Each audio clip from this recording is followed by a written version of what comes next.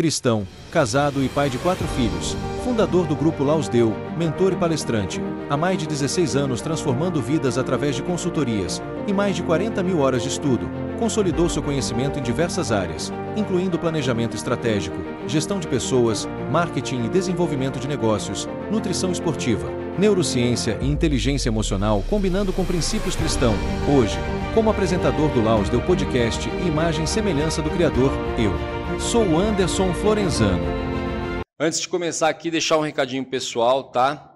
Para os nossos colaboradores, a galera que está procurando a gente aí para colaborar conosco, colaborar para o projeto. Para quem não sabe, parte dessa colaboração que está vindo para o projeto vai virar doação para a construção de um hospital na Nigéria, com a pastora Olajumoke, que é a nossa grande amiga, a pastora Olajumoke. Então, para o pessoal que está colaborando com a gente aí, gostaríamos de agradecer, tá? Um beijão a todos. Fala, galera. Anderson Florenzano aqui para mais um Laus Deu Podcast. Hoje eu estou com ele aqui, que é jornalista, escritor, autor do livro Descubra Sua Mensagem e Multiplique Seguidores, apresentador do Virando o Jogo, é um parceiro de ramo aqui, parceiro de ramo em várias áreas, na verdade. Um cara que eu tenho uma coisa separada aqui, as 7 chaves, procurando uma pessoa ideal para bater esse papo, e hoje me surgiu esse monstro na minha frente aqui, o grande Daniel Brunet. Obrigado pelo convite, um prazer estar aqui com vocês, parabéns pela iniciativa de ter um podcast, de falar sobre esses assuntos, tenho certeza que eu estou muito feliz de poder compartilhar aquilo que eu aprendi, né, e aquilo que Deus tem colocado no meu coração. Cara, é uma honra gigantesca. Eu tô disfarçando nervosismo, tá? Você viu que desde o começo eu tô falando pra caramba pra disfarçar o nervosismo. A gente, graças a Deus, a gente tá sendo muito abençoado com bastante pessoas de peso como você. Legal. Como várias outras pessoas. Pra você ter uma ideia, a Cris Poli veio aqui dar entrevista pra gente. Eu vi. Você viu? Ela chegou aqui na hora, eu tava ali na frente, sentado quando ela chegou. Só que eu fiquei tão nervoso que eu falei, ó, entra, que a Letícia vai te recepcionar. Quando ela entrou com a Letícia, eu sumi. Eu fui lá pro canto e falei, cara, essa mulher é a mulher que indiretamente me educou. Eu assisti os programas dela, entendeu? Eu falei, e agora ela tá aqui na minha frente para conversar. Que legal. Aí a Letícia me manda mensagem para Anderson, escuta você. Eu falei, cara, tô respirando aqui do lado de fora. Eu falei, daqui a pouco eu apareço aí. Me dá 5 minutos. Eu falei, me dá 5 minutos. Aí quando foi confirmado você já no dia, a hora que você chegou ali, eu falei, cara, é sério, o homem tá aqui mesmo, velho. Daniel, vamos lá, cara. A gente bate muito papo aqui sobre empreendedorismo, sobre a questão de princípios. A gente sabe a importância da inteligência emocional, do equilíbrio e o mais importante de toda a questão de seguir princípios para que você alcance excelência. Só na minha visão, que eu sou um privilegiado quando eu consegui ver isso, eu vi que o maior mentor de todos é Jesus Cristo. Eu gostaria que você falasse um pouco para a gente, cara, qual o aprendizado que você tirou de Jesus para atingir a excelência, patamar, o porte que você está hoje. E daí a gente sabe que vai muito mais além, né? Tá. Jesus é o maior exemplo que nós temos em tudo, absolutamente tudo. E a maior lição dele é que ele nos conecta com a fonte da vida. Então só existe um caminho que te leva à sabedoria infinita. É Jesus. Então quando você se conecta com ele, quando você acredita nas palavras dele e segue o que ele diz, você está conectado com quem escreveu a sua história, com o roteirista da vida, aquele que sabe o teu amanhã. Então essa é a maior lição, ponto, e o maior agradecimento que eu tenho a Jesus, dele ter vindo e cumprido o plano de Deus para que nós, hoje, possamos estar conectados com Deus. É isso. Não, pode continuar. A hora que você falou me deu às vezes me dá uma virada de chave assim, que eu falo, cara, sabe quando você olha assim, você fala, meu, é isso mesmo, cara, tá confirmando que é isso mesmo. Você é do Rio, né? Sou do Rio. Você é do Rio, né? Minha esposa também é do Rio, é Jacarepaguá. Ah, legal. É Jacarepaguá. E você vem de um berço cristão. Você vem de um berço cristão. Mesmo vindo de um berço cristão, eu sei que tive bastante amigos que vieram de berços cristãos, demora a ter esse entendimento. Sim. que tudo que a gente precisa está ali. É como eu costumo dizer, até conversei esses dias com o César que estava aqui, e a gente falou, cara, eu fui perguntando para ele, como que o negócio pode estar tão perto de você? Um livro que todo mundo tem em casa, cara. Mesmo que seja de enfeite. Muitos têm de enfeite, aberto no Salmo 91 Sim. lá, tá lá de enfeite em casa. E tudo tá ali. A pessoa tá com questão de saúde, tá ali. A pessoa tá com questão de prosperidade, tá ali. Tudo que está acontecendo está ali, o manual está ali, e a gente não consegue ter esse alcance. Creio eu que você, pelo seu berço cristão, você já começou a ter esse contato com a palavra muito cedo, mas você conseguia ter esse alcance de consciência, de olhar e falar, cara, porque assim, para mim, que vinha a me converter com 40 anos de idade, como eu falei para você em off ali, tem muitas coisas que parecem mágica. Sim. Sabe aquelas questões de filmes que você assistia, que você fala, cara, isso aqui é um passe de mágica. É um milagre que Deus vai ali e fala, num dia minha esposa acorda e fala, cara, eu vi você falando com um monte de pessoas. Eu olho pra ela e falo, meu, você tá doido, eu não vou falar pra ninguém. Eu não vou mais voltar pra esse ramo de consultoria, que eu cheguei a sair do ramo, né? Não volto nunca mais. Eu falo, não quero voltar. Outro dia eu tô aqui sentado te entrevistando. Entendeu? Então, pra mim, muitas vezes demora pra cair a ficha. Então, independentemente se você nasce num lar cristão ou não nasce num lar cristão, todo mundo vai se converter. Uma coisa é você crescer acostumado a ir à igreja. Agora, o momento que você conhece Jesus, ele pode demorar. É óbvio que quem nasce num lar cristão tem mais chances de passar por isso antes, por conta da influência do pai e da mãe, do ambiente. Mas não quer dizer que você não precisa se converter.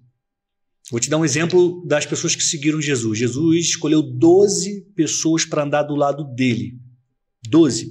Andava com Jesus noite e dia. Viajava, passava perrengue, via milagre, via maravilha. Um deles não decidiu trair Jesus? Sim.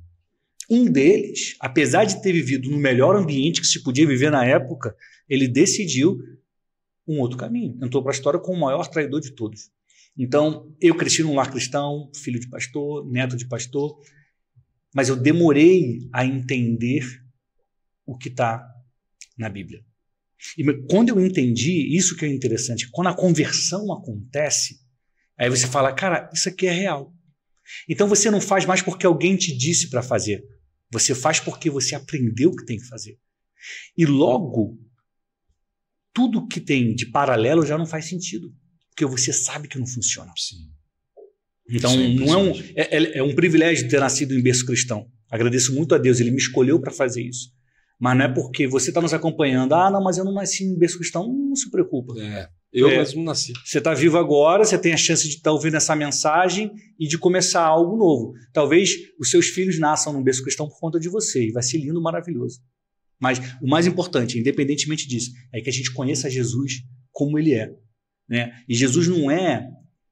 As pessoas romantizam um pouco, e também a religiosidade no Brasil é muito forte. Eu ia falar isso, justamente e aí aquela coisa difícil. E não é. Jesus é um amigo, é uma pessoa que tem as chaves da vida.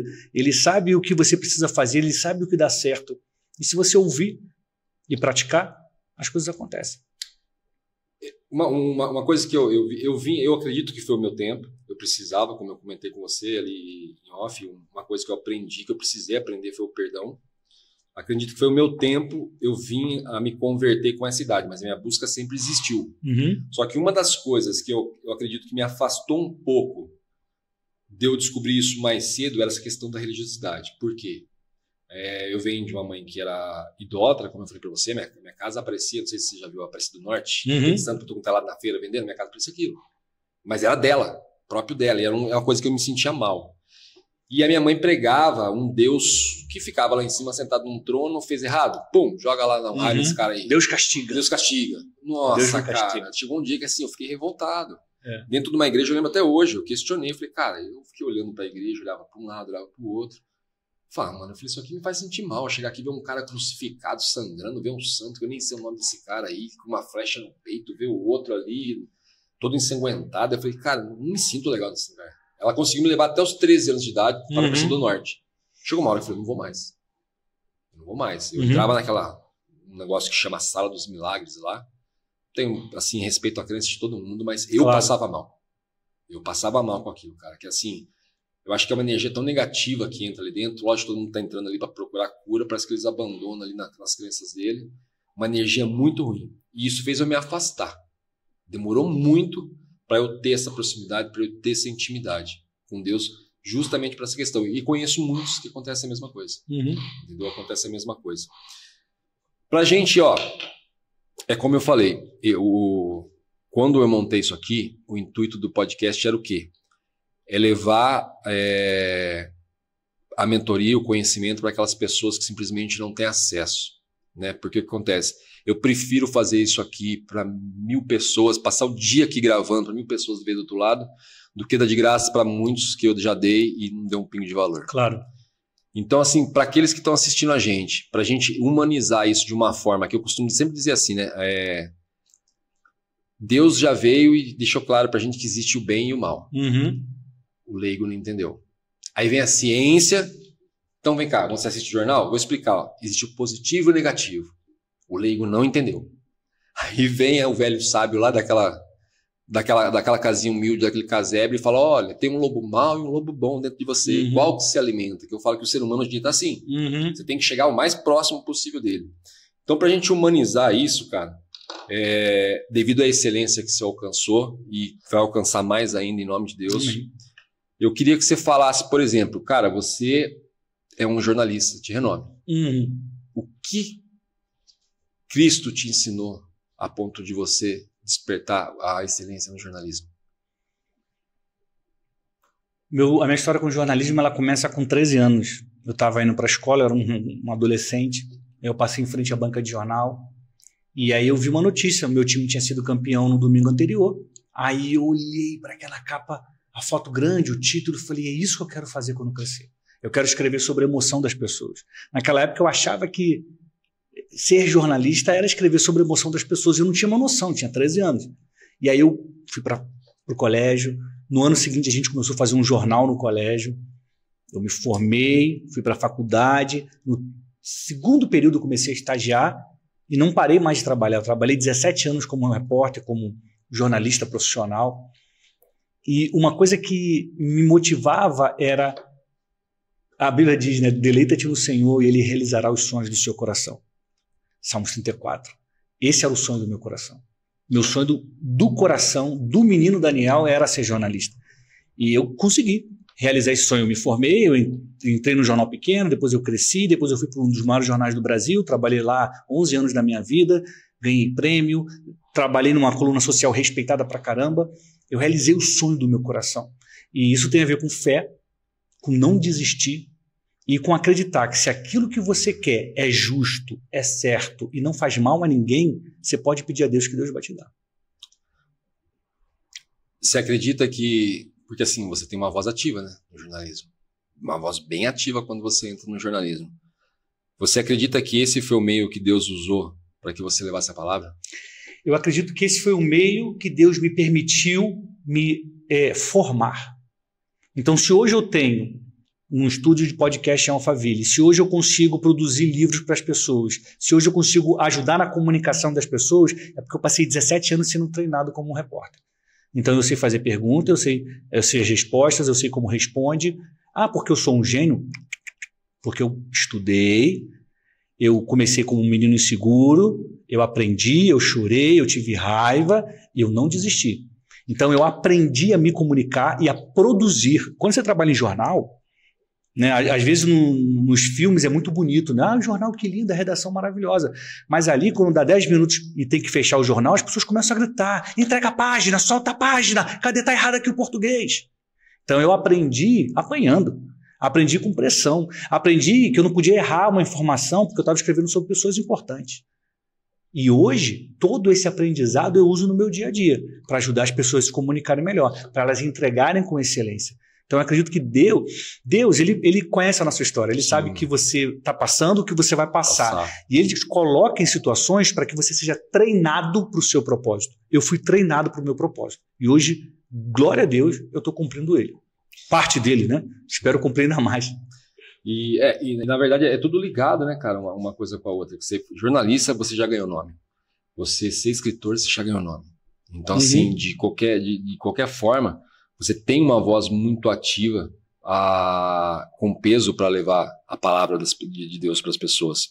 Eu falo isso porque eu demorei muito para me encontrar nessa parte, que nem eu falei, eu achava que ia ser atleta. Eu tinha total certeza que eu ia ser atleta. E nada contra os atletas, mas ainda bem que eu não fui, porque mal sabe que essa hora eu já estaria aposentado. Então, assim, eu achava que ia ser atleta. Não, primeiro, na verdade, eu achei que eu ia, na verdade, me destacar na música. Eu falei, não, vamos destacar na música e pronto, acabou, vamos destacar na música. Mas eu falei, cara, eu não tenho paciência para aprender instrumento. Eu falei, não, eu vou ser atleta. Aí foi quando eu comecei a treinar muito cedo. E eu achava que isso não era válido em nada até eu descobrir o coaching. Foi quando eu comecei a estudar, eu falei, cara, tô gostando disso. E pra você ter uma ideia, eu comecei a estudar o coaching, não foi preocupado com as pessoas, não. Eu sou bem sincero. Eu sofria de síndrome do pânico, eu tava com o pé na depressão já, entendeu? Eu fui para me curar. Eu tinha transtorno de ansiedade generalizada, de dar aquele piripaque em você, o psicossomático, tudo que você pensar eu já tive. Então eu fui para me curar e comecei a me encontrar ali. E foi dali que eu descobri o dom de falar com as pessoas, porque eu comecei a treinar com as pessoas. E aí um dia eu estava comentando com uma pessoa e eu falei, cara, eu comecei aqui, tanto tempo, né, no esporte, só que ele falou, tá, mas é a influência que você conseguiu. É igual a gente tem a intenção de fazer, eu trabalhei muito tempo com festa rave, quando eu morava aqui na juventude. Tanto é que eu sou conhecido na cidade inteira por um apelido que eu particularmente, se alguém estiver assistindo, eu odeio, que é Kiko. Eu odeio porque me remete coisa. Eu costumo dizer que quando eu baixei nas águas, o Kiko morreu e ali levantou o Anderson Florenzano. E eu movimentava muita gente. A gente começou, para você ter uma ideia, indo ver as festas em São Paulo para conhecer como funcionava para fazer aqui. A gente terminou com as pessoas de São Paulo vindo nas nossas festas aqui. E você sabe como que é uma rave. As pessoas vão lá e é droga, e é isso, é aquilo, e não sei o quê. E aí eu, um dia, me arrependendo desse tipo de coisa, cara, eu falei, cara, quer saber uma coisa? Eu vou fazer um outro evento, vou fazer um retiro com a mesma estrutura de uma rave, uma das melhores raves que existia, eu vou fazer com a mesma estrutura, só que eu vou fazer um retiro espiritual. Então uma pessoa me falou, cara, você tem que atender o teu público. Esse teu público está esperando. Eu influenciei muitas pessoas no esporte. Eu influenciei muitas pessoas a entrar, ouvir música eletrônica, ouvir eu tocar e se drogar lá embaixo. Então, quer dizer, agora que eu descobri esse poder na minha voz e eu me converti, eu falei, é agora que eu vou falar. Então, aqueles que me ouviam, que se influenciaram por mim, uma hora vão se incomodar e falar, pera lá, cara, esse Jesus que o Anderson conhece parece ser legal, vamos perguntar para ele qual que é. Até esses dias eu fiz um convite para um ex-sócio meu dessa época de rave para ele vir trabalhar com a gente. Ele até ficou de vir fazer uma reunião comigo aqui e pretendo trazer ele aqui, que foi aquela história que eu falei para você. E aí você me fala de Jesus agora, dos 12 que andavam com Jesus. Era tudo torto. Não tinha um perfeito, não tinha um que tinha o mesmo pensamento. Porque nenhum ser humano é perfeito, né? Todos nós estamos num processo de construção. Isso que é muito importante. A gente às vezes se decepciona com as pessoas porque a gente acha que elas são melhores do que elas são. Mas todos nós estamos num processo de evolução, de construção. Todo dia a gente tem que aprender algo novo e tem que aplicar isso que aprendeu. Porque não adianta a gente se encher de conhecimento, assistir podcast, imersão, um monte de mensagem bonita e não colocar em prática. Tem que ouvir e praticar, senão não funciona. Ser obeso cerebral, né? Eu fui obeso. Fica paralisado. Eu fui um cara que, assim, me enchi de conhecimento, como eu falei para você. Lia, até hoje faço isso. Eu costumo dizer, uma vez cheguei a fazer as contas, tem mais de 40 mil horas de estudo, mas durante muito tempo eu fui um obeso cerebral. Que eu guardava todo esse conhecimento para mim. Até uma hora que, tipo assim, eu falei para você, Deus afunilou, eu falei, ei, esse conhecimento todo, essa sabedoria que você ora pedindo, vai servir para quê? Exatamente. Se não for para levar a palavra. Foi como eu falei, que é aí que eu cheguei até aqui. Você vem, na verdade, também de uma... Seu pai era militar, né? Sim. Você vem de uma família bem rígida. Conta pra gente um pouquinho, a gente já ouviu bastante, por acompanhar, ouvi bastante a história na versão do seu irmão. Na sua versão, a sua infância ali pra gente. Conta como que foi com essa questão de... Eu não fui filho de militar, mas meu pai era aquele cara das antigas, que era estilo militar mesmo, entendeu? Que não é errado. Que, na verdade, eu acho que, assim, se voltasse isso hoje em dia, a gente consertaria muita coisa no mundo. Que é aquela questão que, tipo assim, seu pai não tá nem aí se você vai gostar dele ou não. Vai seguir minhas regras e vai se tornar um homem. Meu pai era esse tipo de cara, apesar de todas as falhas dele, ele era esse tipo de cara. E um militar, a gente já sabe que é 3 vezes acima disso. O papai, ele antes de qualquer coisa, ele sempre foi um pastor. Ele sempre foi um homem de Deus. Então, por mais que ele seguisse regras e trouxesse do universo militar coisas para o nosso dia a dia de casa, ele nunca foi um cara autoritário nem mandão. Uma coisa é ter disciplina, ó, é assim que funciona, a gente tem que cumprir. Isso é uma... Eu tinha. Mas tem muita gente que fala assim, devia ser muito difícil. Não, nunca foi difícil. Tinha regras, a gente cumpria. Se você ensinar regra para a criança vai cumprir. O que acontece de ruim é a criança viver como ela quer e aí depois você querer colocar regra. Isso. Agora, quando você cresce com regras, não tem problema nenhum. Eu lembro de uma história muito engraçada dessas coisas dos jargões que meu pai... Até hoje, eu de vez em quando, eu tenho uma nota aqui, eu tenho no meu bloco de notas gírias do papai. E as coisas que ele fala, que tem muito a ver com militarismo, eu anoto, porque são coisas engraçadas, que só faz sentido no universo dele, né? E eu acho engraçado. Quando a gente era mais novo, tinha um amigo nosso dormindo lá em casa, e aí quando acabou, a gente acordou de manhã, brincando e tal, o papai entrou, olhou assim e falou, olha, agora é hora de recolher o material. Aí tá bom. E aí a gente começou a guardar roupa de cama e o meu amigo começou a rir. Eu falei, que você tá rindo de quê? Aí ele, pô, seu pai falou para guardar o material, vocês estão guardando roupa de cama? Eu falei, mas é o material de dormir. Material de dormir. Então são coisas do linguajar dele que ele trouxe.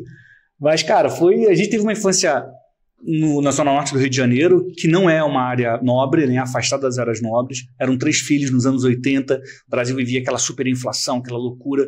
Foram tempos difíceis, a gente nunca passou necessidade, mas foram tempos difíceis. A gente trocava a roupa um com o outro. Thiago usa a camisa vermelha, usa azul, agora eu marquei amarela, a gente trocava. Mas graças a Deus, nós tivemos o que a gente precisava. Pai e mãe que nos deram direção, nos deram amor e investiram na gente. Uma das coisas mais positivas que meu pai me ensinou, depois, né, em primeiro lugar, acreditar em Deus e amar Deus, mas também se a gente for espiritualizar tudo, a gente só vai falar disso. Né? Então, trazendo aqui para o prático, foi que o meu pai, ele via o talento que a gente tinha e investia no nosso talento. Inicialmente, ele queria que todos nós fôssemos músicos. Então, ele colocou todos os 3 para estudar música. Tiago e Marcos aprenderam rapidamente, são muito bons músicos. Eu não tenho a menor habilidade. Você é o mais velho? O Thiago é o mais velho. Eu sou do meio, o Marquinhos é o mais novo. E aí meu pai falou assim, Daniel não era música não, vamos investir em outra coisa. O Thiago tocava baixo, Marquinhos violão. Com o tempo, meu pai percebeu que eu gostava de escrever historinha. E eu tenho até hoje, as histórias que eu escrevi com 12, 13 anos, que meu pai levava para o trabalho, datilografava e me entregava tudo limpinho, bonitinho. Aí ele falou assim, meu filho gosta de escrever. E me deu uma máquina de escrever. Então ele sempre incentivou os incentivos. O Marcos gosta de violão? Vou dar um violão para ele. O Thiago gosta de baixo? Vou dar um baixo para ele. E aí a gente foi se desenvolvendo a partir daquilo que a gente amava e sentia que devia fazer. Isso para mim foi muito bom e eu acho que as pessoas devem fazer isso com os seus filhos. Identifica o talento e investe no talento. Sim. Eu fui incentivado pelo meu nobre amigo ali a dar uma bateria pro meu menino de 5 anos e tá lá em casa, lá tá quase derrubando a vizinhança por causa dele. Mas realmente o que você falou é uma questão que faz muito sentido. E eu vejo assim, como você foi privilegiado, cara, nessa parte, porque assim, eu vou te fazer uma pergunta que para mim ela é praticamente ilógica na resposta que você vai dar. Como você falou, eu já muito criança, gostava muito de escrever, esse tipo de coisa. Então, quer dizer, ali já foi revelado para você o Daniel de hoje, né? Sim. Você já tinha visto esse Daniel de hoje. Porque assim, eu sempre costumo dizer isso para as pessoas que eu dou mentoria. Quando a pessoa fala, eu queria fazer isso, aquilo, eu falo, cara, você se vê fazendo? Você se vê dentro desse carro que você está falando? Você se vê isso, aquilo? Ah, não, eu me vejo. E é uma frase que, se eu não me engano, eu vi isso pela primeira vez, me deu um toque muito forte. Acho que, se eu não me engano, foi seu irmão que comentou isso. Se Deus deixou você enxergar, é porque Ele vai te dar. Então, eu sempre costumo falar isso. E hoje eu vejo as pessoas que vêm aqui, cara, muitas pessoas que trazem esse mesmo brilho que você tem no olhar, de tipo assim, dá pra enxergar que lá atrás, eu já via você aqui hoje. E essa é uma história boa que a gente pode ajudar quem está nos acompanhando. Existe o conceito de lastro. O que é o lastro? Quando um tiro sai pela culatra, ele vai deixar uma marca, é um lastro, passou por aqui. O dinheiro está num banco, ele existe, mas tem lastro. Ah, não, tem esse dinheiro, esse montante tem aqui. Então, o propósito deixa lastro. Aquilo que você vai fazer na sua vida tem um lastro na sua vida. Se você olhar para o passado, você vai perceber que lá tem alguns pontos que você hoje pode ligar. O Steve Jobs tem um discurso muito famoso de 2005, ele estava na Universidade de Stanford. Ele era o orador convidado, ele era o homenageado. E aí ele fala que ele nunca... Ele falou assim, esse é o mais perto que eu cheguei de uma formatura de universidade. Por mais que ele tenha participado, estudado numa faculdade, ele abandonou. Ele abandonou, não se formou, mas ele continua fazendo o curso livre de caligrafia. Ele ia lá assistir às aulas de caligrafia, mas ele nunca se formou naquilo. Então, naquela época, aquilo não fazia o menor sentido. Mas o próprio Steve Jobs conta que quando o tempo passa e ele vai criar a Apple, ele lembra daquela aula. Ele fala, se hoje o iPhone, né, o Mac, se ele tem uma caligrafia bonita, é porque eu estudei isso lá atrás. E aí é dele a frase muito famosa, né? Quando a gente olha para frente, a gente não consegue entender o que está vindo. Mas se a gente olhar para trás e ligar os pontos, a gente entende que a nossa história já estava sendo escrita. E aí eu digo isso, o propósito deixa lastros. Se as pessoas têm dificuldade de saber quem elas são, o que elas têm que fazer, para onde elas estão indo, começa a olhar para trás e ver o que ela fazia, ou então o que ela fez que dava alegria, satisfação, e ela poderia fazer até mesmo se não ganhasse R$1 por isso. Né? O meu sempre esteve ligado a comunicar e a compartilhar conhecimento. Você comentou sobre Steve Jobs. Eu tenho uma questão dele que mudou minha vida e me deu um puta passo gigantesco. Foi como eu comentei com você. Há pouco tempo atrás, eu estava simplesmente numa situação financeira de zero. É zero mesmo. Menos zero, eu costumo dizer. Na verdade, menos zero. E assistindo o filme dele, eu via ele dentro da garagem, se comportando como se a Apple já fosse gigantesca. E eu lembro que essa foi a minha virada de chave. Que eu falei, cara, eu entendo do ramo automotivo. Estou há muitos anos no ramo automotivo. Eu falei, eu vou voltar para o ramo automotivo, só que agora eu quero fazer uma coisa diferente. Eu quero me especializar e quero mudar a proporção. Quero trabalhar com a linha premium. Tá decidido isso. Só que vamos lá, tava com um celular que, se eu não me engano, era um celular que tinha metade da tela só, eu nem sei se era, nem lembro que celular que era, acho que era um Samsung muito antigo. Eu falei, tá, vou ter que usar esse aparelho, é o que eu tenho. Eu falei, só que eu não tenho como alugar um escritório, não tenho dinheiro, não tenho nada. Eu fui na garagem de casa, nem era uma garagem, era um rancho, na verdade, com telha Brasilite, chão de terra, as traças andando pelas suas pernas ali, resto de cimento. Coloquei 2 cavaletes, uma tábua e coloquei na minha cabeça. Eu vou agir como se eu tivesse a maior distribuidora de peças da linha automotiva. Legal. Eu comecei assim. E lógico, que com a mão de Deus, cara, foi em questão de muito pouco tempo. Deus, quando quer fazer, e é a sua hora, só fez assim. Um dia eu não tinha... Eu estava pegando uma cesta básica na igreja. No outro dia, o pastor me ligou para perguntar se eu precisava de outra. Eu estava perguntando para ele se alguém na igreja precisava, que eu estava em condições de doar para essa pessoa. E foi uma sacada que eu peguei do filme dele, cara. Que legal. Justamente sobre essa questão, dessa visão dele. E é uma questão assim, que até eu gosto de reforçar. E é uma outra coisa que eu vim encontrar dentro da palavra, que é o fato de você enxergar. Que é o fato, na verdade, não é você pedir, é você já agradecer por aquilo. Entendeu? Então é uma questão assim, eu sempre costumo dizer isso. Então assim, peça já agradecendo. E se enxergue nisso. Mas o que é importante falar sobre isso é o seguinte, só dá para você pedir a Deus aquilo que Ele prometeu que vai te dar. Porque tem muita gente que pede coisa sem noção, aí Deus não dá porque Ele nunca prometeu, e aí a pessoa fala, Deus não existe. Só que Deus nunca prometeu isso. Porque tem vários pedidos absurdos que as pessoas fazem a Deus. Eu fui o cara dos pedidos absurdos na minha adolescência, juventude. E Deus te deu? Nada. Porque Ele nunca prometeu isso. Mas Ele prometeu saúde, Ele prometeu esperança, Ele prometeu estar contigo todos os dias da tua vida, Ele prometeu te dar sabedoria.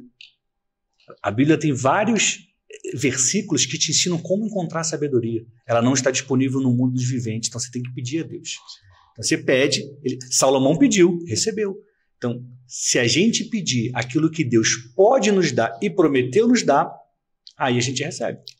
Aí tem uma diferença, Anderson, entre pensamento positivo, que eu acho bom, sim, e fé, que eu acho melhor. O pensamento positivo é você, vai dar certo, estou num dia bom, as pessoas são legais. Esse é o pensamento positivo. É muito melhor ter o pensamento positivo do que o negativo. A pessoa que está sempre reclamando, falando mal dos outros, dizendo que não vai dar certo, botando um erro, criticando. Essa é a pessoa negativa. Essa pessoa vai atrair o que para ela? Sim. Tem gente que fala assim, por que eu só atraio coisa ruim? Simples, porque você só pensa em coisa ruim. O pensamento é negativo. Pensar positivamente é ótimo, até se tudo for dar errado. Porque olha só, eu tenho um pensamento positivo, deu errado. Beleza, mas no processo, no trajeto, eu não estava sofrendo. Ah, eu sei que vai dar errado e dá errado. Foi horrível, porque deu errado, mas no processo você passou sofrendo. Isso é o pensamento positivo e negativo. A fé é outra coisa. A fé é a certeza das coisas que a gente não vê. A fé é você ter convicção que vai acontecer, independentemente de você achar, de você querer, de você desejar, de você fazer meditação. Se Deus falou que vai acontecer, vai acontecer. Acabou. Eu sempre reforço isso, falando que, na verdade, assim, que eu já debati muito com pessoas falando sobre isso. Eu costumo dizer que, assim, gente, não é a fé simples, não é a fé em Deus, é a fé na palavra, é a fé, porque o que acontece? Como eu comentei um dia aqui, eu falei, fé até o ladrão tem. Quando ele vai fazer um assalto, ele tem a fé que vai dar tudo certo. Sim. Ele não imagina que ele vai levantar a cabeça no muro e tomar um tiro. Não. Ele tem a fé que vai dar certo. E por que eu quis falar essa questão da fé? Até citei aqui num podcast com um teólogo que veio aqui, grande amigo nosso. A gente estava conversando. Eu acho que você até ouviu essa história, com certeza, por ser jornalista. A história dos ossos sagrados. Você já ouviu? Você já viu? Você leu? Acho que isso está num livro, se não me engano. Não lembro que livro que foi que eu li. Sobre os ossos sagrados. Existia uma cidade, uma igreja, que dizia que tinha uns ossos sagrados ali de um santo, que faleceu ali e ficou ali os ossos. Todo mundo que ia lá e tocava nos ossos era curado. Sim. E realmente, todo mundo que ia lá e tocava nos ossos era curado. Como eu comentei com você, a questão da Aparecida do Norte. A maioria das pessoas que estavam lá, levavam aquelas fotos, eram pessoas que eram curadas. Ok. Depositavam a fé delas naquilo, né, que é a idolatria, que a gente sabe o que é. E o que acontece? Uma noite, roubaram esses ossos. Só que faziam multidão na frente dessa igreja. Para não trazer um transtorno gigantesco para eles, esconderam o roubo. Esconderam o roubo e colocaram ossos normais lá. O que aconteceu? As pessoas continuaram indo lá e recebendo o milagre. Aí as pessoas um dia me questionaram quando eu comecei a falar sobre isso. Eu falei, cara, se você pensou positivo, tá com fé que vai acreditar, porque na verdade é um pensamento positivo, não é fé. Né? Que vai acontecer, como o ladrão vai assaltar o banco lá na fé que vai dar certo e assalta. Só que não é uma fé sustentável, cara. Não é uma fé sustentável. É como quando eu quis crescer e ganhar dinheiro e prosperar, que desde criança eu me enxergava muito bem financeiramente, eu consegui. Eu cheguei lá no topo. Só que eu cheguei do meu jeito. E eu achava que eu cheguei sozinho. Não precisei de ninguém. Eu cheguei sozinho, só eu e meu ego lá em cima. E outra coisa que eu me equivoquei, eu achava que todo rico tinha que ser arrogante. Porque eu conheci ricos arrogantes. Aí eu falava, eu tenho que ser arrogante também. Foi uma outra coisa. Aí Deus chegou e falou, vem cá, vai descer, vai começar do zero de novo, vamos conversar e agora vamos seguir conversando para você entender. Então, quer dizer, aí foi a hora que eu aprendi a ter fé em Deus, confiar 100% nele. Porque as pessoas se equivocam um pouco em relação a isso, né? Se equivocam muito e a gente tem que entender que todo dia é um dia de aprender. Como eu falei antes aqui, nós somos pessoas em construção. Todo dia a gente está ali apertando um parafuso, cavando mais um buraco, botando cimento em algum lugar. Todo dia é um dia para aprender, né? Em todo novo dia é uma nova chance de acertar. Se você perder a oportunidade, seja lá por orgulho, por arrogância, ou qualquer motivo que seja, demora mais para você receber o que você nasceu para receber. Demora mais para você realizar aquilo que você tem que realizar. Então, quanto mais rapidamente a gente se aperfeiçoar, abrir mão do orgulho, da vaidade, começar a entender que tem que amar a Deus e amar as pessoas, cuidar das pessoas, a gente avança, a gente acelera. Foi como você comentou. Você falou, muitas coisas a gente pede para Deus e Deus não dá. Claro. Ele não te prometeu aquilo. E às vezes a gente insiste. E eu costumo dizer muito assim, quando a pessoa fala que é uma coisa, tem um propósito para isso? Vai servir alguém isso? De alguma forma? Porque eu, por muitas vezes, pedi para Deus me dar 1 milhão. E ele me lembrou muitas vezes que se ele tivesse me dado 1 milhão nessa época, eu pedi 1 milhão, provavelmente eu estava morto hoje. Ou então a gente pode perguntar para a audiência, quantas vezes você pediu alguma coisa para Deus, ele não te deu, aí 2, 3 anos depois você fala, ainda bem que ele não me deu. Ainda bem que não veio, ainda bem que não chegou. Deus nunca vai dar para um filho, Deus é um bom pai, ele nunca vai dar para um filho algo que possa fazê-lo mal. Imagina se o seu filho tem 5 anos. Um deles. 4 no total. Então imagina que você tem um filho de 13 anos e ele fala, papai, eu quero uma Land Rover, papai, eu quero uma Ferrari, papai, eu quero uma McLaren. Aí você fala, eu posso comprar para você. Mas se eu der uma máquina dessa na mão de uma criança de 13 anos, Eu vou arrumar problema. Um que ela pode bater, se machucar, um que ela pode bater e morrer. Então, um bom pai nunca vai fazer isso. Deus também não. Pode ser o que for. Se algo pode nos estragar, ou nos tirar do caminho certo, ele não vai nos dar. Eu sempre costumo dizer isso. Porque as pessoas falam, como que eu diferencio a voz de Deus e a voz do inimigo? Eu falo, cara, o que você ouviu vai te fazer bem ou vai te fazer mal? O que eu ouvi vai me fazer bem. Tá de Deus. Pode ter certeza que é de Deus. Isso para os leigos, né? As pessoas confundem muito também, Anderson, resultado. Porque a pessoa tem resultado, Deus está apoiando. Nem sempre. Nem sempre. Não é porque a pessoa é famosa, tem dinheiro, tem poder, que ali tem algo de Deus. Sim. Pode ter o fôlego de vida, né? Sim. Mas assim, as pessoas conseguem dinheiro trabalhando. Sim. As pessoas passam em prova estudando. As pessoas conquistam por conta do próprio mérito. Uma coisa é trabalhar, se esforçar e conquistar. Ok, acontece. Outra coisa é você receber a bênção de Deus. Provérbios diz que a bênção do Senhor enriquece e não traz dor alguma. Então, se você tem um resultado, mas que aquilo te traz dor, aí você pode repensar. Fala, talvez tenha sido só a força do meu braço. Talvez tenha sido só a minha capacidade. Talvez tenha sido só o meu network. Não exatamente a bênção de Deus. Sim. Uma coisa muito interessante, uma pergunta que eu gosto muito de fazer. E eu ia perguntar para você. Nós seguimos pela palavra, conhecemos os princípios. Tem pessoas, como a gente citou esse assunto agora, você vê ela prosperando cada dia mais e mais e mais, e ela nem toca no nome de Deus, não faz a mínima questão, não toma partido nenhum, mas ela prospera todos os dias. Eu estou falando isso de uma maneira correta. Uma pessoa que segue princípios, né? Não estou querendo dizer uma pessoa que prospera, a gente sabe que aquele que prospera errado, uma hora chega e toma um tombo. Mas é aquele cara que segue princípios, mas ele nem tem noção que ele está seguindo princípios e está enriquecendo cada dia mais e mais. Isso, na verdade, é uma opinião que eu estou pedindo, tá? Tenho nem posso dizer que eu tenho minha opinião formada, porque assim, é uma coisa que eu acho que assim, Deus surpreende muita gente, sabia? Às vezes você pode estar dentro da igreja com uma Bíblia embaixo do braço, se achando santão ali, e você vai ser o primeiro que você vai queimar. Que Jesus vai falar, aparta-te de mim. Não vos conheço. Então, o que eu pergunto para você? Na sua opinião, essa pessoa que segue princípios, nem tem noção do que ela está fazendo, mas é uma pessoa do bem, segue princípios, ajuda, serve, isso, aquilo. Esse é um cara digno da salvação? Eu penso que é uma opinião pesada para pedir para as pessoas, né? Mas... É bem simples. É bem simples. Jesus diz, está na Bíblia, as pessoas só vêm ao Pai por meio dele. É claro, a salvação é por meio de Jesus. Todo aquele que confessar o nome do Senhor Jesus Cristo e for batizado será salvo. Então a pessoa que acredita e fala, eu acredito em Jesus, ela vai ser salva, independentemente do momento da vida dela ou que ela tenha feito. O ladrão da cruz passou uma vida inteira desgraçada, roubando, tirando dos outros, fazendo mães chorarem. No último minuto de vida, ele falou, eu mereço estar aqui, você não. E aí Jesus fala para ele, hoje mesmo ele estará comigo no reino dos céus. Então, se você reconhecer Jesus como Senhor e Salvador, independentemente do seu resultado, se você tem ou se você não tem, você está salvo. Você é digno, nenhum de nós seremos. Por isso que Jesus teve que morrer por nós.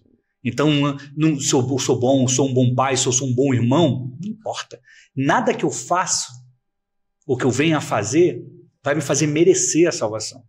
Isso não é por mérito, é pela graça dele. Agora, por que as pessoas prosperam? Pelo mesmo motivo que as pessoas emagrecem. Se você ingerir menos calorias do que você gasta, ou seja, você está gastando 500 calorias e você ingere 100, você vai emagrecer. É um princípio. Se você gastar menos do que você recebe, você vai enriquecer, porque é um princípio. Então, os princípios, as leis naturais, elas existem. Quem as cumprir receberá o benefício de cada uma delas. Agora, a salvação é uma outra discussão, uma outra conversa. Ela vem por você aceitar Jesus. Eu vejo as pessoas, às vezes, porque eu vou ser salvo, porque isso, aquilo, porque eu vou na igreja todos os dias. Eu sou sincero em falar, cara, eu nem sei se eu vou ser salvo. Eu me preocupo em agradar a Deus todos os dias. Desde quando eu descobri a palavra, eu me preocupo sim em agradar a Deus. Eu sei o quanto é maravilhoso você sentir a presença dele o tempo todo. Então, eu me preocupo em agradar. Agora, dizer que eu vou ser salvo, quem sou eu para dizer que eu vou ser salvo? A Bíblia. Entendeu? A Bíblia diz, Joel diz, todo aquele que invocar o nome do Senhor será salvo. A Bíblia diz, acabou, se você invoca o nome do Senhor será salvo. Se você acredita que Jesus é o seu Senhor e Salvador, você vai ser salvo. É uma promessa, está na Bíblia, a Bíblia não mente. Independentemente do que a gente sente, Anderson, do que você sinta, o que está escrito vale muito mais. Vale o que está escrito, está lá. Isso foi uma coisa que, assim, como eu falei para você, porque a gente, é o que eu costumo dizer, nós somos falhos. Mas foi uma questão que você acabou de dizer também agora. O ladrão roubou até aquele dia. E Jesus não vai morrer de novo para te salvar, ele já morreu, já está feito. Não quer dizer que você tem uma liberdade para errar, erro atrás de erro. Porque se você optar por isso, é que nem a pessoa que está numa maratona, mas ela vai, cai e levanta, ela cai e levanta, ela cai e levanta. Ela pode não chegar no final, ela pode chegar toda quebrada no final, ela pode chegar muito antes dos outros, muito depois dos outros no final.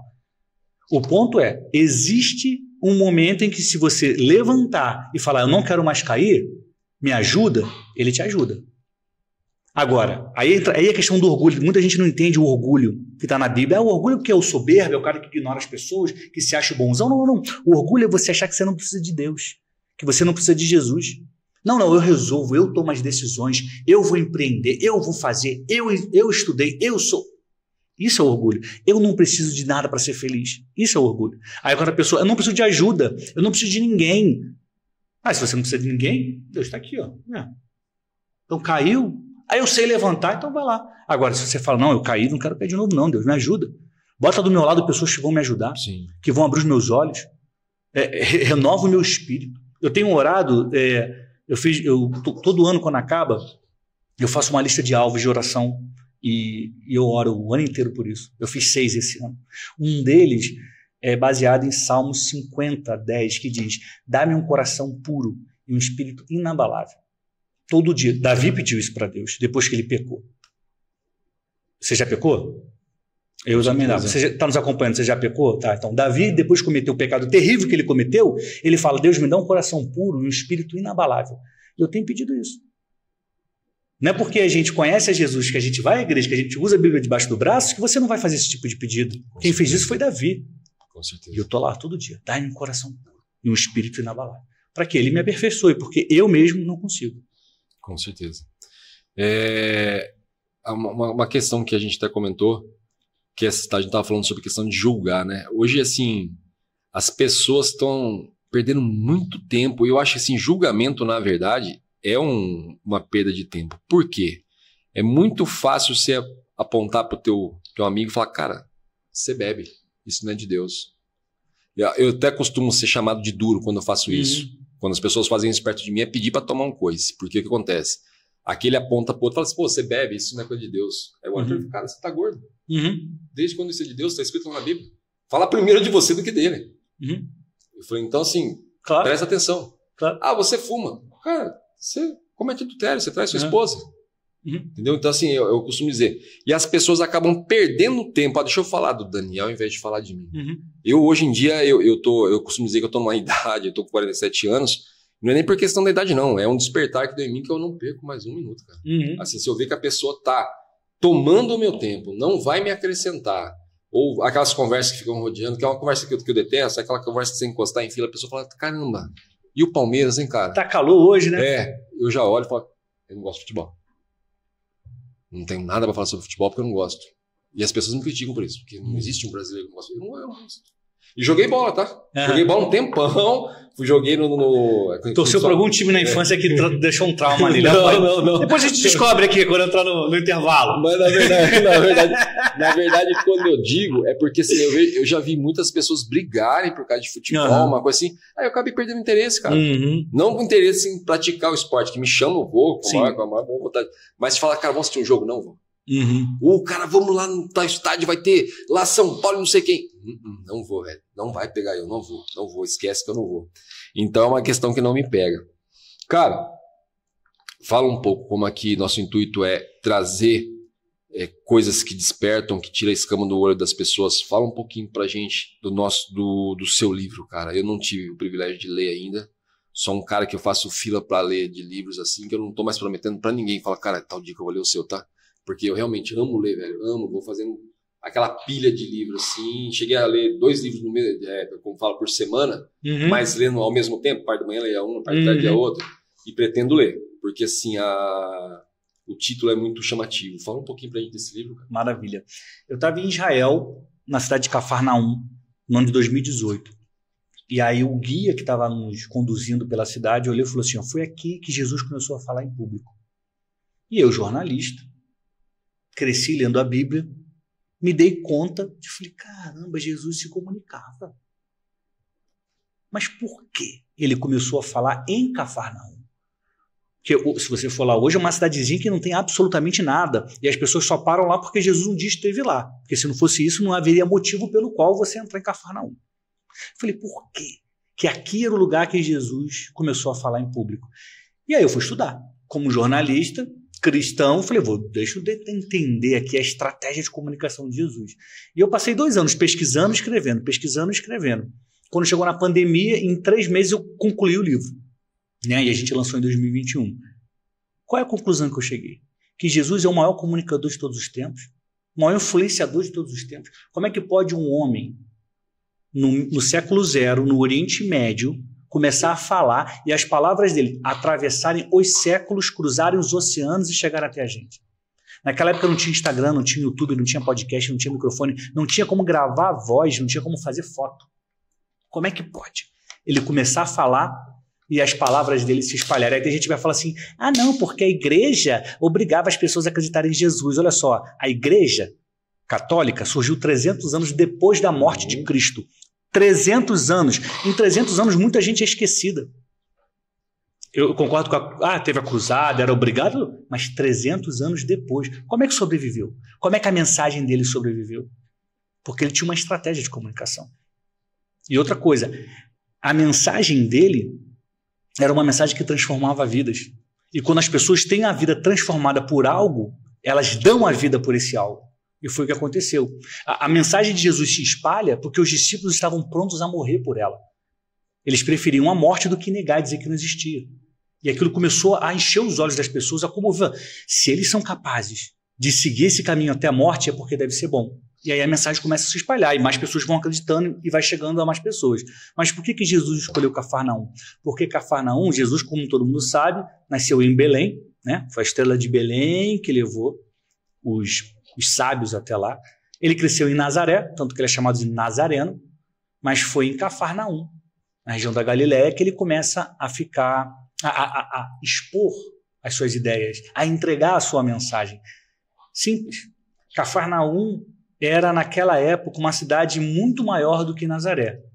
Cafarnaum ficava, e fica até hoje, às margens do mar da Galiléia.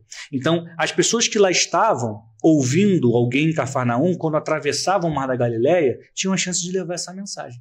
Cafarnaum também era um lugar onde havia um posto de coleta de impostos e perto dali tinha a Via Maris, que era a maior rota comercial da época, ligando a Síria ao Egito.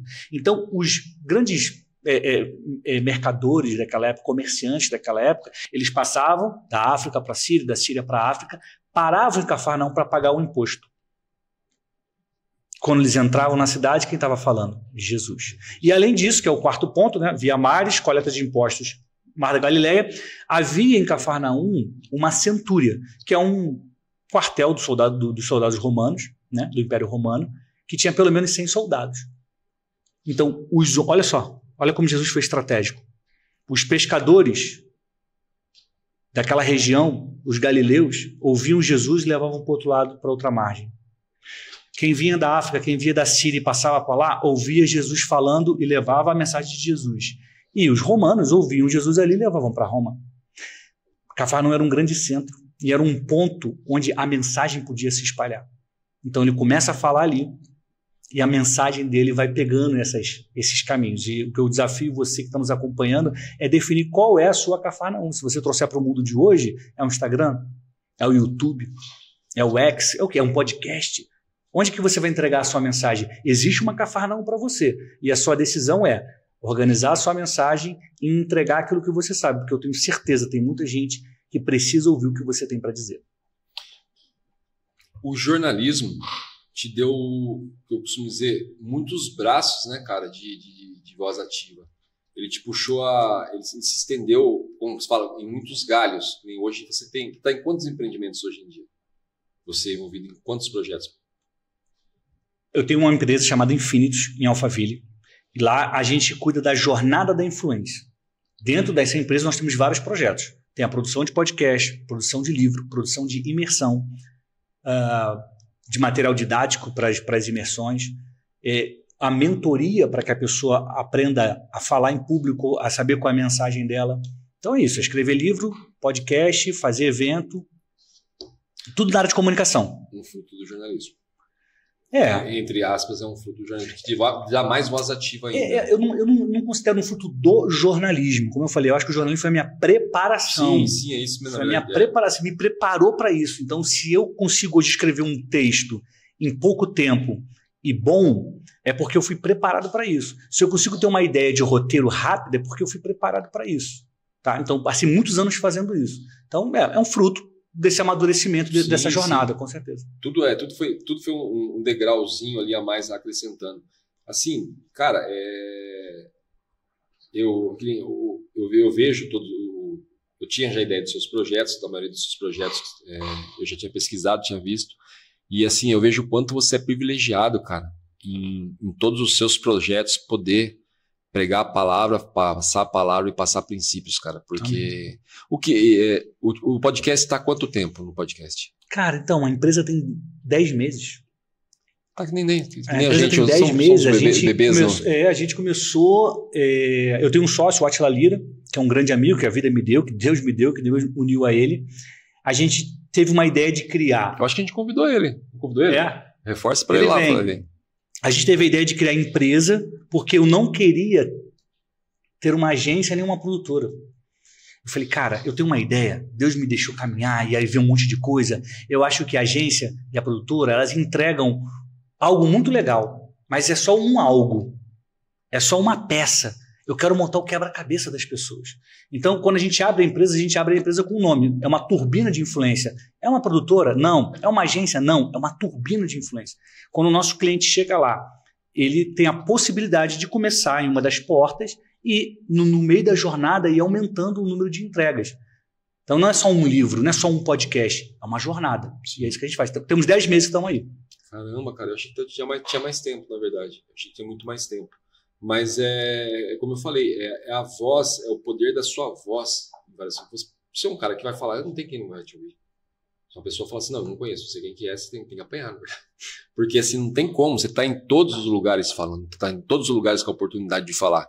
É como Cristo, estava aqui, estava ali, sempre falando. Entendeu? Esses dias a gente estava comentando aqui sobre um amigo nosso, que infelizmente, na verdade, ele não... da época de juventude, ele não se desprendeu dessa época da negra, só que esse cara ele cresceu num berço cristão. E é um cara que, por mais torto que ele ande, eu sempre vi ele pregando a palavra.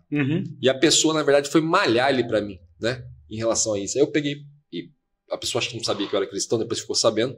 Eu falei, cara, ele tem todos esses defeitos que você tá falando aí. Realmente ele tem. Mas sabe uma qualidade que ele tem, cara? Todo lugar que eu vejo esse cara, ele tá pregando. O cara vai...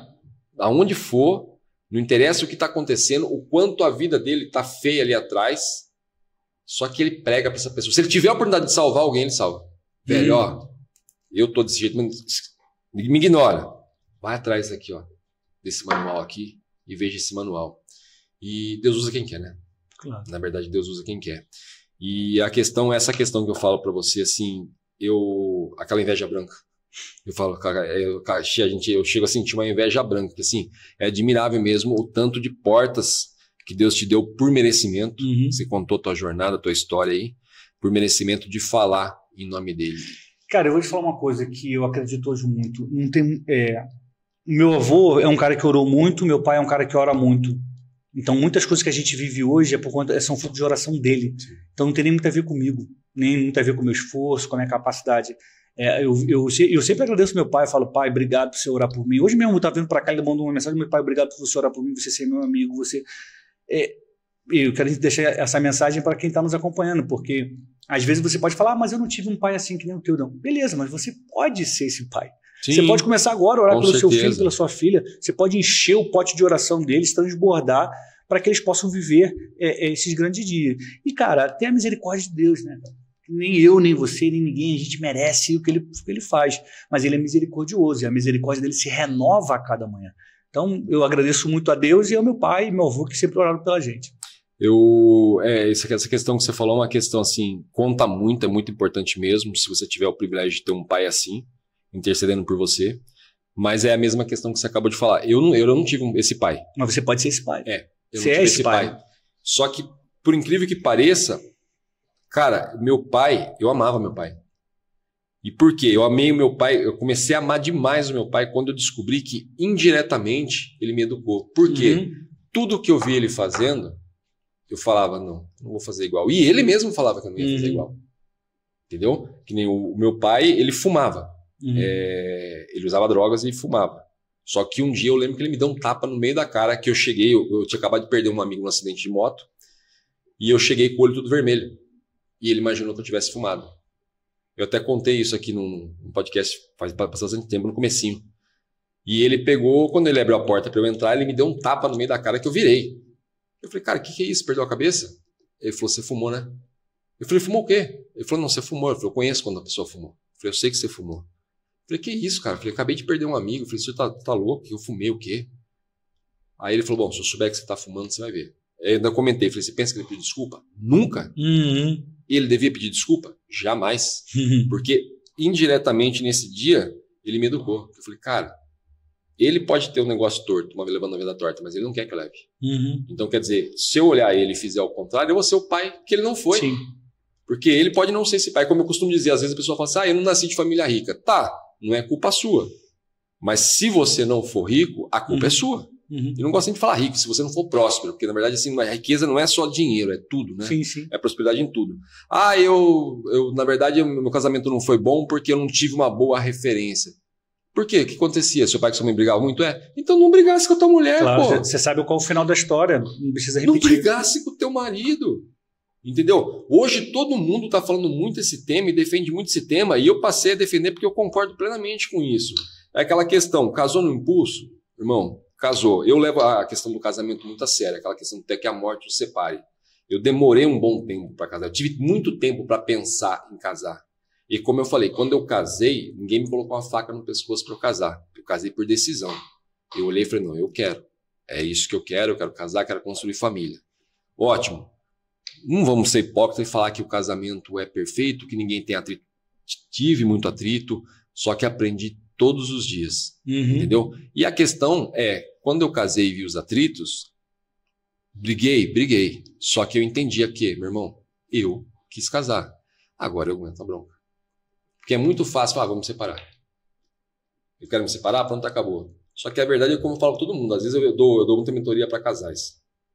Aí vem a pessoa nunca quer vir junto. Eu já peço para vir junto porque eu sei que um vai malhar o outro. Então eu falo, vem junto. Eles não querem vir. Aí quando chega junto, o cara fala, não, mas ela faz isso, ela faz aquilo, ela faz não sei o quê, ela faz isso aqui. Mas quando você casou com ela, você não sabia que ela fazia isso? Eu sabia, mas eu achei que ela fosse mudar. Eu falei, meu irmão, agora já casou, já era. Entendeu? Mas é que... Já era. Mas ele faz isso, ele faz isso. Sabia? Sabia, ele demonstrava já que ele fazia. Eu falei, então, agora casou, já era. Joelho no chão pelo teu marido, joelho no chão pela tua esposa, irmão. E toca o barco e vai embora. Entendeu? Então, assim, as pessoas erram. Não vem falar, eu vi o outro errando, eu errei por isso. Não, você erra porque você quer, cara. Como eu costumo dizer, não sei se creio que você teve essa experiência. Um dia eu comentei com o meu barbeiro, que é pastor de igreja. Eu falei, pastor, quando eu era moleque, apesar de eu fazer as coisas erradas, o Espírito Santo me incomodava demais. Ele ficava o dia inteiro na minha cabeça falando, isso que você fez não foi certo. Isso que você fez não foi certo. Peguei a caneta do Daniel aqui, ó. Eu já tô lá na frente. E o Espírito Santo me falando, não é certo, não é certo. Tá bom, eu fez, ela falou, tá bom. Volta a devolver a caneta. Eu falei, acontecia isso com o senhor? Ele falou, comigo não foi assim não. Ele falou, minha jornada foi diferente. Ele falou, mas eu acredito no que você está falando. Ele falou, porque era Deus já desde criança, já bater na mão do lado para você não sair muito fora para não conseguir voltar. Então, assim, eu aprendi com isso. Eu costumo dizer que eu me converti e aprendi a vir pela dor, né? Você pode vir pelo amor ou pela dor. Eu vim pela dor. E falo para você, meu deserto, assim, por mais que eu contei para você ali, e é uma coisa que o pessoal olha e fala, pô, que foda, hein? Eu falo, cara, não foi. Eu falei, eu precisei, eu aprendi a perdoar e não sabia perdoar. E eu carregava, e quando você aprende a perdoar, parece que você tirou uma mochila de pedra das costas, cara. E eu peguei isso por muito tempo. Eu já vi pessoas nesse ramo que eu tô morrerem por desenvolver câncer, por questão da falta de perdão, e as pessoas não levam a sério isso. Entendeu? O meu pai é uma pessoa que, assim, o que matou ele foi a mágoa. De tanta mágoa que ele carregava. Entendeu? Então eu costumo sempre dizer isso. Então eu aprendi muito. Então tudo eu procuro tirar aprendizado hoje em dia. É isso aí. Eu liguei pro Daniel, o Daniel foi mal educado comigo. Vamos pra lá. Por quê?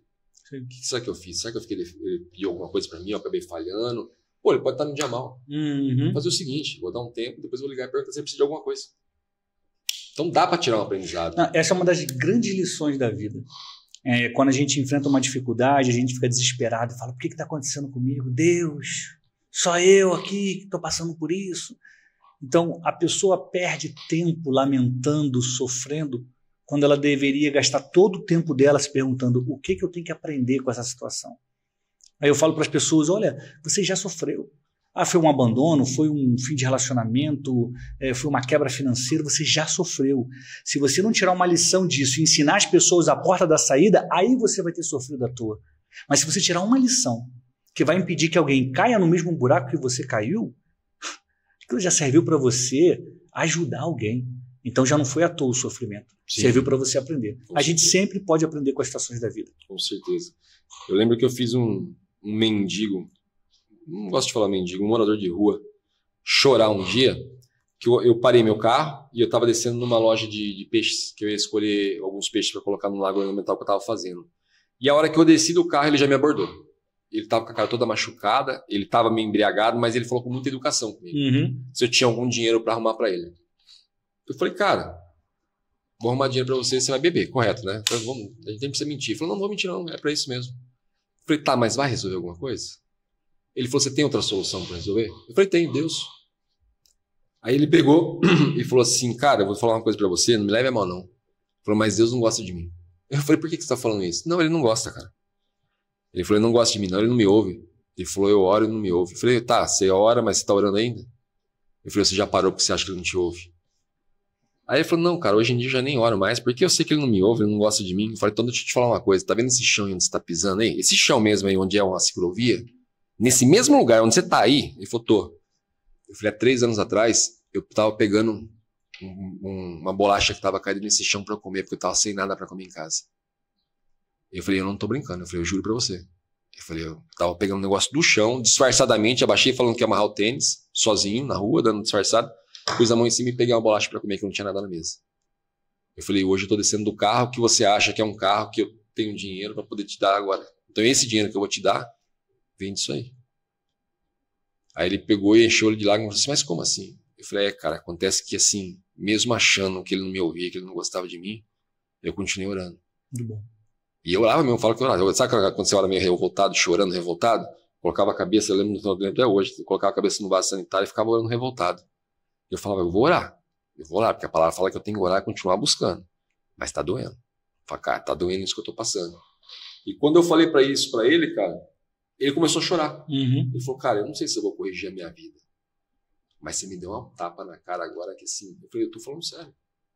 Eu falei assim, não só eu peguei um doce desse chão aqui onde você tá aí, ó, e onde você tá pisando aí, como muita gente pisava, como simplesmente uma quadra de trás aqui, eu ficava embaixo de um pé de abacate. Ele falou, eu sei desse pé de abacate. Eu falei, então, eu ficava lá embaixo esperando cair abacate para eu levar para minha esposa comer em casa, porque ela estava grávida do meu filho. Que é, na verdade, esse que está fazendo 5 anos hoje, que é o Noah. E realmente aconteceu isso. Eu lembro que, ó, cara, Deus é tão perfeito, eu gosto de falar isso porque às vezes a pessoa tá lá e por uma besteirinha de nada a pessoa já começa a ficar descrente. Eu lembro que eu estava subindo nesse mesmo dia e eu falei, cara, não tenho nada na mesa.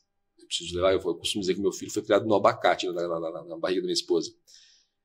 Eu falei, eu não tenho nada na mesa, eu preciso levar alguma coisa para casa. Eu tinha acabado de ir na igreja, pedir uma cesta básica, não tinha cesta básica naquele dia. Voltei, estava morrendo de fome. Peguei esse negócio do chão que eu falei para comer disfarçadamente e eu queria pegar uns abacates para levar, só que eu tinha que levar o máximo que eu pudesse de abacate. E abacate é uma fruta grande. Eu falei, quantos que eu vou levar pesado, na mão? Né? E eu voltando pensando, eu falei, quantos que eu vou levar na mão? Cara, no que eu falei, quantos que eu vou levar na mão, eu juro, uma sacola voou e bateu na minha cara, assim, ó. Eu catei a sacola perfeitinha. Enchi a sacola de abacate naquele dia. Parece que tinha caído todos os abacates, só me esperando ali. Enchi a sacola de abacate e levei para minha casa. Falo mais para você, até comentei isso com uma amiga que teve aqui.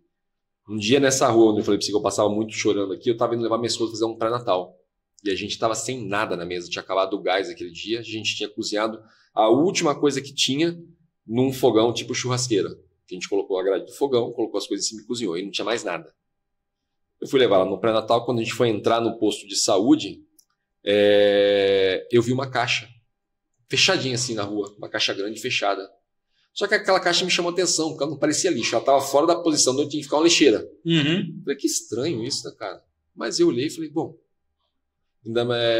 eu peguei, olhei, aí eu peguei, e eu sempre fui um cara muito positivo, nessa época de coach, eu era muito positivo, lei da atração, vamos pensar positivo, eu falava isso. E nessa época que eu passei por essa fase, eu virei ao contrário. Fui de 8 a 80 em 2 dias. E eu peguei, quando eu abri essa caixa estava recheada até a borda de batata doce, cara. Uau. Entendeu? E eu, que era um cara que vinha do esporte, eu sabia o quanto que a batata doce era nutritiva e alimentava. Minha esposa olhou pra minha cara e falou, não é possível. Eu falei, tá cheio de batata doce. Eu falei, agora para fazer o teste, eu não vou levar essa batata doce embora, eu vou deixar aqui, a gente vai estar no pré-natal, na hora que sair, se ela tiver aqui ainda, porque é nossa. Eu falei, Deus deixou pra gente. Fui lá, entrei no pré-natal com ela, saí do pré-natal, quando eu vou lá, a caixa no mesmo lugar, sem ninguém mexer, sem ninguém tocar, sem nada. Abracei a caixa e levei a pé até em casa. Então eu falo isso por quê? Porque assim, cara, Deus, ele fala conforme você entende. Entendeu? Ele fala conforme você entende. E fala e te dá aquilo que você precisa, como você mesmo falou. Ele vai dar aquilo que você precisa. Então Deus é muito perfeito nessa parte. Cara, eu levo uns 3, 4 podcasts aqui. Se deixar, tá? Eu não sei dos seus compromissos, cara, assim, até como comentei com você, eu fico tão perdido assim na questão de querer extrair as coisas de você, que eu às vezes acabo me perdendo um pouquinho. Mas você falou sobre a questão do projeto que você tem em Alphaville. É uma coisa que eu despertei o interesse. Quando você falou, eu falei, cara, eu queria conhecer. Para ver como que é simplesmente. Porque é gostoso. O Daniel apresenta o podcast, o Anderson também. Cara, a coisa mais gostosa que tem é isso aqui, ó. Como que o Anderson apresenta? Deixa eu conversar. Vamos ir lá ver com o Anderson. Vamos ver se de repente ali eu pego uma coisa diferente. Porque a gente aprende, como você falou, a gente aprende o tempo todo. O tempo todo a gente está aprendendo. Então, assim, isso é muito gostoso. Quando você falou, cara, a gente dá lá preparação para mentoria, para palestra, para isso, aquilo, eu falei, cara, isso é muito interessante. Eu falei, eu gostaria de ver isso, ver como que é isso, aquilo. Inclusive, está aqui na minha lista, já prometo que eu vou ler o seu livro, tá? Não tem como descrever a honra, cara. Peço desculpas por me perder no tanto de coisa que eu quero sugar de você e acabo nem sabendo o que sugar. Então aqui, ó, vou deixar livre para você agora, como se fosse o seu, para você deixar uma mensagem para o nosso público. Véio. Maravilha. Obrigado pelo convite. Prazer estar aqui com você, com a sua audiência, você que está nos acompanhando de casa. Aliás, se você gostou, deixa aqui nos comentários, né? Gostei, bota sim ou bota não. Não tem problema. Se você não tenha gostado, coloca não tem problema. Se gostou, coloca sim. A gente vai gostar de ver o seu comentário. Eu vou falar uma coisa que eu acredito muito e sempre que eu tenho a oportunidade de compartilhar isso, eu compartilho. Eu acho que ninguém está aqui à toa. Ninguém veio a esse mundo por acaso. Ninguém está ouvindo essa mensagem por acaso. Ninguém viveu o que viveu por acaso. Tudo tem um objetivo, tudo tem um ponto que um dia vai se ligar. Um dia vai se conectar e vai fazer sentido para você. O que eu acredito é que a sua experiência, aquilo que você passou, ela precisa ser compartilhada com as pessoas. Como eu já falei aqui anteriormente, você caiu num buraco, conseguiu sair. Quando você lembra desse buraco, dói ainda? Se ainda dói, você ainda precisa curar. Você precisa de abrigo, de abraço, de suporte. Agora, se não dói mais, é hora de você contar para as pessoas como é que elas saem do buraco e como elas não caem no buraco. Isso eu chamo de mensagem. O meu livro chama Descubra Sua Mensagem e Multiplique Seguidores. Jesus tinha uma mensagem, ele começou com 12 e ele multiplicou. Você tem uma mensagem. Você pode começar com as suas redes sociais, você e o seu celular. Eu tenho certeza que as pessoas que estão prestes a cair ao buraco ou estão dentro do buraco vão parar para te ouvir. Não importa o jeito que você fala, se é homem, se é mulher, se é novo, se é velho, não importa. As pessoas vão se conectar exatamente com quem você é e com a mensagem que você carrega. A única coisa que eu não te aconselho a fazer é ficar de boca calada. Com certeza. A única coisa que eu te falo deixe de entregar a sua mensagem. Não deixe de entregar a sua mensagem.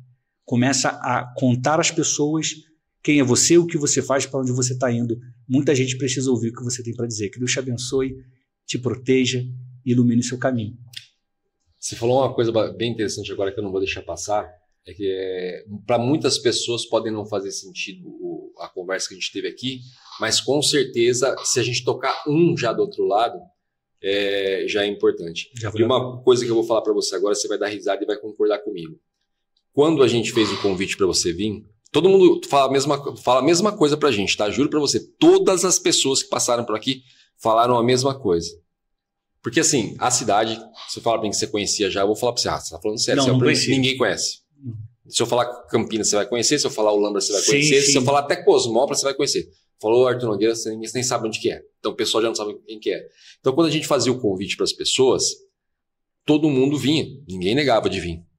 Só que você vem no caminho perguntando, cara, eu nem sei o que eu tô indo fazer lá, mas Deus está falando para eu ir, eu vou.